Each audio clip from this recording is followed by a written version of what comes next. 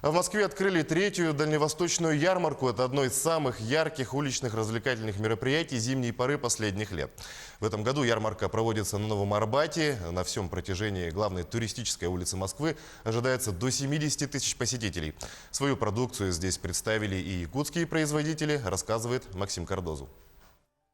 Попробовать Дальний Восток на вкус. Такая уникальная возможность появилась у жителей и гостей Москвы. Ведь традиционная дальневосточная ярмарка – это настоящий гастрономический праздник. Морепродукты, оленина, жеребятина, пельмени с красной икрой. Самый отдаленный и большой федеральный округ страны предстал во всем своем многообразии.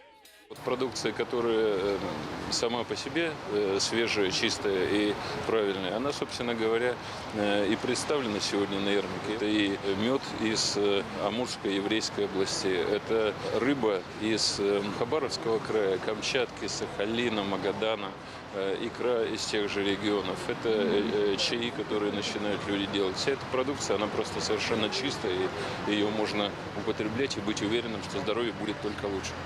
Но не хлебом единым, как говорится. Для того, чтобы все пришедшие на ярмарку еще больше погрузились в атмосферу Дальнего Востока. Сюда, в центр Москвы, привезли арт-объекты, такие символы самого большого федерального округа в нашей стране.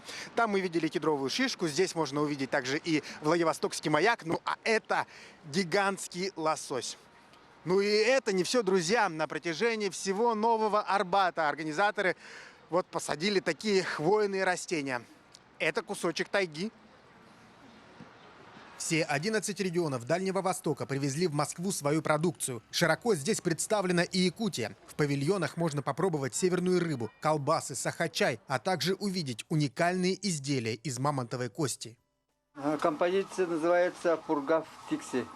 У нас очень там холодно, всегда бывает пурги, ветер сильнее.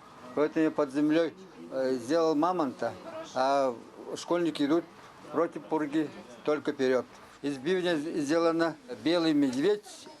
Это хозяин Арктики. Якутии нашей многое лето. В рамках ярмарки проходят и ежедневные представления танцевальных и вокальных коллективов. Проводятся мастер-классы. Сама ярмарка продлится до 8 декабря. Правда, если вы не успеете посетить павильоны на Новом Арбате, то можете отправиться на выставку Дней Дальнего Востока, которая откроется уже 12 декабря в Московском экспоцентре. Максим Кардозу, Виктор Ольцев, Москва.